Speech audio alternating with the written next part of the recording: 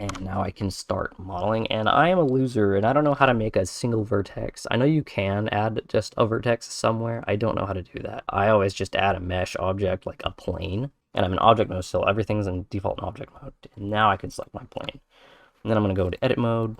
I'm just select all vertex, merge, mesh, merge at center. So I've got a single dot. I'm going to drag my dot right here, and I'm going to extrude my dot over and over. And the easiest way to do this is with the keyboard shortcut E.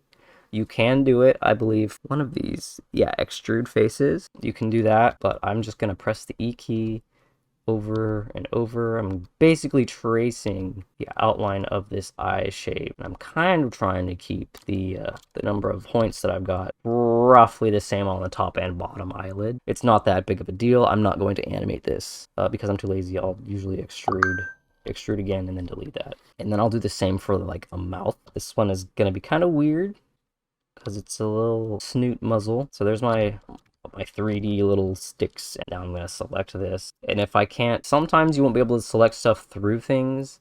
You'll toggle on X-ray mode, and that will help. You can also just press the L key or do select link. And I'm just going to rotate it. You can use these tools over here to rotate. I like to use my keyboard shortcut, and like if I tell it to rotate, it'll rotate by default based on where my camera is. But I can also say, hey, lock to the Z axis so that you'll only spin like a Mario coin. So I'll just tell it to spin like a Mario coin, and now it will fit on the side view. But now I've turned it on that, so it needs to be stretched a little bit to fit the front view as well. Stretch, and then you'll see this has made it basically a diagonal little chunk, a little string instead of flat. And I'm going to do the same thing for the lip here. And this is probably going to need a little bit more, a few more vertices, but for now I'm keeping it low poly, just because it's easier to work with less than it is to work with more. So here's my default little thing. Let's see, I'm going to extrude off of that, make a little loop for my mouth. And usually you do this so that you can like make the inside of a mouth and have the lips deform all nice. I'm not going to make an inside. I'm just going to use this to define the mouth, the lips specifically. So here's my little, my silly little mouth loop. And I've just got it kind of where I can see all of my points right now. I will inevitably tweak this. So there's a silly hee hee ha ha loop. It doesn't even look that great. Yeah, and I like to try and match the amount of vertices so that I can kind of pair them up so that you don't get something that's like a big ol' underbite or something. There's my little that. The more you do this kind of thing, the better you'll get at it. You'll get a feel for, oh yeah, this is gonna need to go way over here, like this. Probably should go further out that way if I want it to be more snoot boxy. Basically, I've got my two loops, and then I will select the entire loop. You can double click an edge, which is the line. These are called edges, and I'm going to hit the E key and extrude, or I can do extrude here and then click. Yeah, and I don't want it to move. I want it to be right where it's at. So I'm going to tell it to zero out. And while it's still selected, it is still orange. I'm going to scale it up. And then I'm going to reshape it. So I've got that. Now I'm going to fix this kind of. Yeah, I'm going to make this follow that eyelid. Probably add another polygon or two, vertice, whatever, later. And then I'll do the same thing with this. And you don't have to extrude the entire lip at once. I did the top lip and then the bottom lip. And now I've got this that I need to make connect. So I'll just select all four of these little points and press the F key. And that will make a new face for me. Now I've got some form of thing going here that's slowly going to form a 3D shape. And at this point, once I make my first couple of loops like this, I will turn on a mirror modifier. You don't have to use a mirror modifier. Like, this was my workflow before I started using Blender. I was using Meta Sequoia, and I was a lot more limited on what I could do. So this is my workflow. And I'm just gonna scooch these back so they're not sticking out into the middle. But I do want them to connect. So I'm gonna turn on clipping here, and this is gonna keep it from like going over to the other side. Yeah, going through the mirror. That doesn't like full on stop it. If you go far enough, it will go through. It just depends on the geometry. I don't really understand it, but I can scooch it, and now it kind of is snap.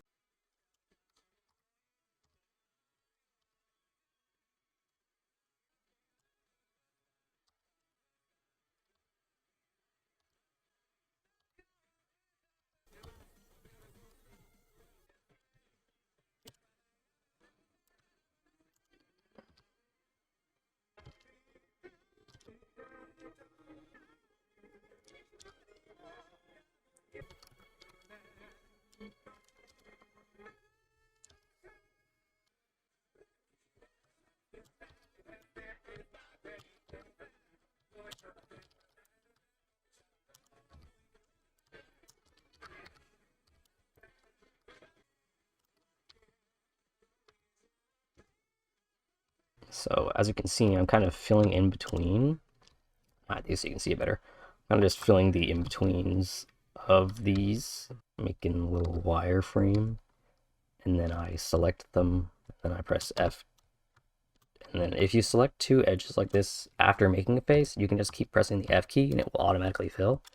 But I do need a little bit more geometry here for the shape I'm going for, so I'm going to use this loop cut tool.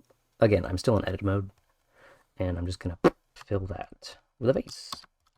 I might add another loop here so that I can make this one a square too.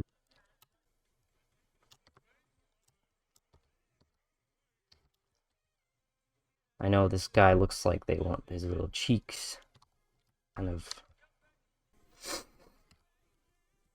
Yeah, and this I would use for shaping the cheek here.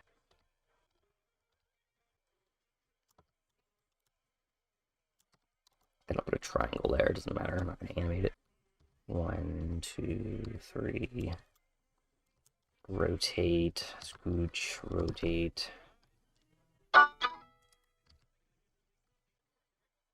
Another loop there.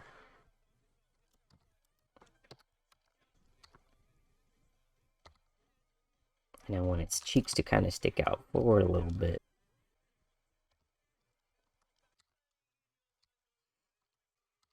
Probably add another here, just so that I can control that shape a little bit more.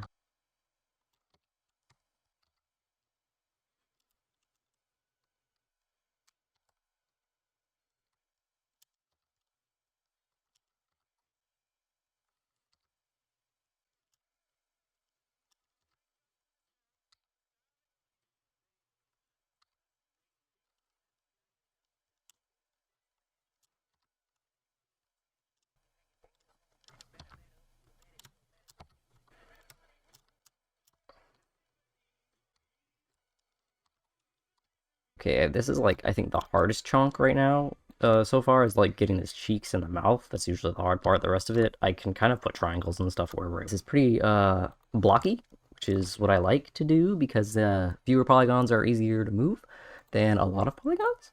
So to smooth that out, make it nice and smooth, is I'll add a modifier. You have to be in object mode to add a modifier. You can't be in edit mode where you're able to move all these individual things. You have to be in object mode. So you'll select your object and you'll go to add modifier and you will generate subdivision surface.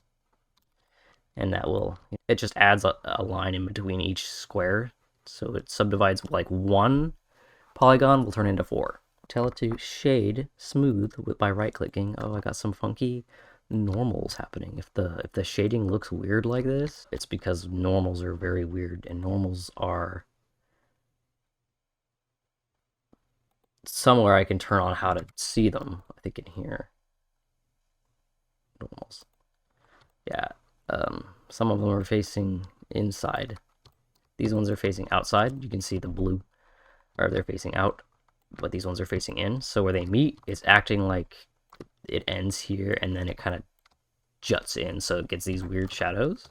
So to fix that, I'm just going to select it all. I think it's under mesh, normals, recalculate outside, and now they're all outside, and now it looks nice and smooth. But I'll just keep adding polygons from here, and then once I get a solid object, I can then take it into sculpt mode and refine this shape. So it doesn't have to be super perfect. Right now, you can see that this snoot needs some work here. Probably needs to scooch out a little bit. Like that. Just fill in all of these. Dissolve this until I'm ready to smooth that out. Remove these edges by double clicking. And then I'll hit the delete key and I'll tell it to dissolve edges. And that's just going to remove that chunk for me.